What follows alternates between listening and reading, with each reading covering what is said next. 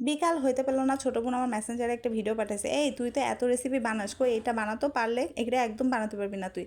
এইসব চ্যালেঞ্জ ট্যালেঞ্জ দিলে আমার মাথা তো পুরাই গরম হয়ে যায়। তুই আবার আমরা চ্যালেঞ্জ দিচ্ছিস, তুই ছোটো বোন ছোটোর মতো থাকবি, তুই কেন আমরা চ্যালেঞ্জ দিচ্ছিস?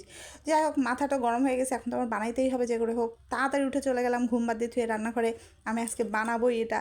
তো কী করলাম, 2টা নুডলস নিয়ে নিলাম, সিদ্ধ করে নিলাম, আর এদিকে একটু গাজর কুচি, পেঁয়াজ কুচি, কাঁচামরিচ কুচি, একটু চিলি ফ্লেক্স আর যে ম্যাগি মশলাটা ছিল সেটা দিয়ে দিলাম, আর ডিমের সাদা অংশ দেবো, 2টা ডিম ইউজ করেছি আমি এখানে।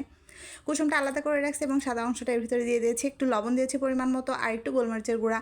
এইবার এটা সুন্দর করে মাখিয়ে এর ভিতরে সেই নুডলস যেটা সিদ্ধ করেছিলাম ওটা এখানে দিয়ে দিচ্ছি, এবং এটা খুব ঝাঁকানাকা ঝাঁকানাকা করে মাখাতে হবে, কারণ এর বাইন্ডিংটা অনেক মিশ্রণ হতে হবে, ভালো হতে হবে, যেন এটা সুন্দর করে আমার পাখির বাসায় বানানো যায়।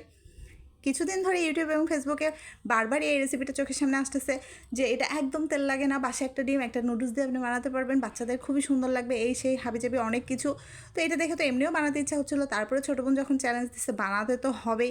তো আমিও পাখির বাসা বানাই ফেললাম। এই যে যাই হোক, আমার প্যান্টটা একটু ছোটো ছিল দেখে আমার পাখির বাসা একটা ভালো হয়েছে, আরেকটা একটু লম্বাটে হয়ে গিয়েছে, কোনো ব্যাপার না, সেটাও ভালো হয়েছে। তো প্রথমে আমি একটু ভয়তে ছিলাম, আসলে হবে কি হবে না, আদৌ কি আসলে ভিডিওটা ঠিকঠাক ছিল নাকি আমি কি পারবো কি পারবো না। পরে দেখি না, একদম পারফেক্ট, ওয়াও এত সুন্দর হয়েছে, আমি নিজেই বুঝতে পারিনি যে আমি বানাতে পারবো, এবং ছোটো বোনকে আসলেই বলতে পারবো যে হ্যাঁ আমি বানাতে পারি। এইটা তো নিয়ে আসার পরে এবার ডেকোরেশন করবো, কী করবো আসলে বুঝতে পারছি না, সবাই তো একরকমই করে, অনেকক্ষণ নাড়াচাড়া করার পরে মনে হলো থাক একরকম তো করতেই হবে। তো এটার র্যালি বানায় ফেললাম। এই যে দেখেন জাতীয় সঙ্গীত গাচ্ছে সবাই। তো এটা যখন হয়ে গেছে মনে করলাম না, এটা তো তারপরেও ভালো লাগতেছে না, এর উপরে কিছু লাল লাল হলে ভালো হতো। তারপরে কী করলাম, একটু সস টস দিয়ে দিলাম, তারপরে দেখে তো আমার নিজেরই ভালো লাগতেছে, বাহ এখন তো খুব সুন্দর লাগতেছে।